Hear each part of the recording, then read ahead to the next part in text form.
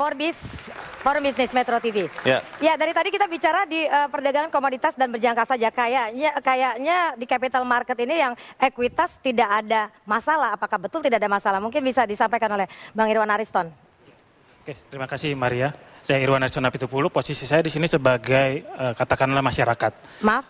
Masyarakat pelaku pasar modal. Pelaku pasar modal, oke. Ya. Main saham ini ya? Ya, kebetulan saya ada komunitas saham, ada milis saham jumlahnya sekitar 12.000 anggota ya, gitu loh. Termasuk milis yang pertama dan terbesar untuk saham di Indonesia. Ya. Nah, saya mendapatkan masukan dari mereka tentang kasus, tadi saya kurang setuju dengan kata Pak Marzuki Ali ya, bahwa orang investasi harus tahu, harus siap rugi. Oke. Kita masyarakat siap rugi asalkan kita melakukan hal itu.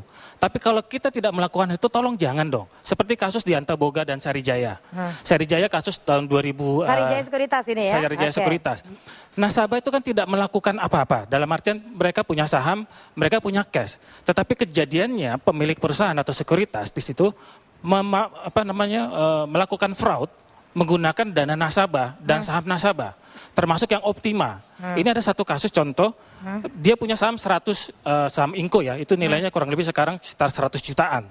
Itu tiba-tiba sahamnya katanya dijual, dan sampai sekarang tidak ada jalan keluarnya seperti apa. Itu satu.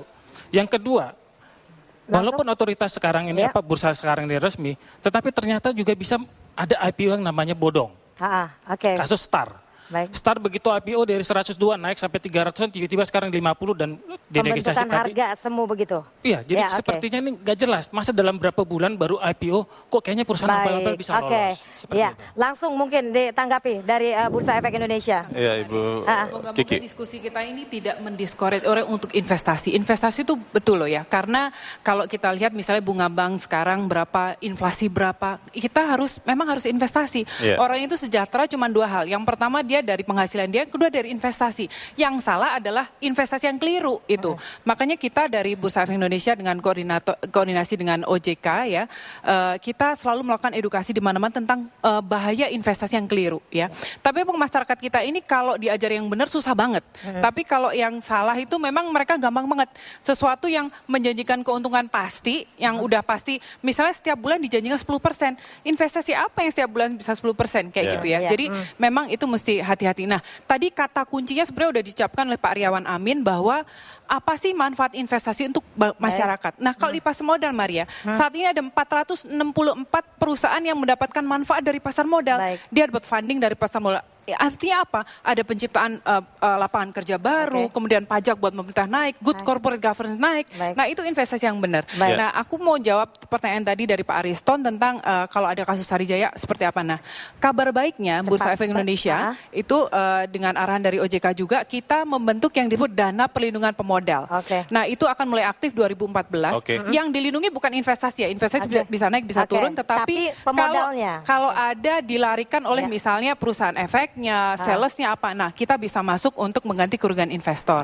Ya, ini mungkin bisa diadaptasi juga ya di bursa berjangka komoditi dan lain-lain. Sayang sekali waktu kita sudah sangat terbatas.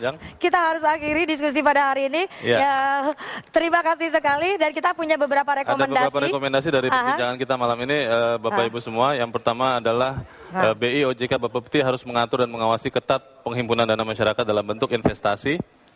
Ya, kemudian financial literacy atau pemahaman keuangan perlu ditingkatkan agar masyarakat paham resiko berinvestasi. Ya, penawaran investasi dalam bentuk apapun harus lewat perusahaan yang punya izin pengelolaan dana masyarakat yang diawasi oleh baik BI, OJK, dan Bapepti.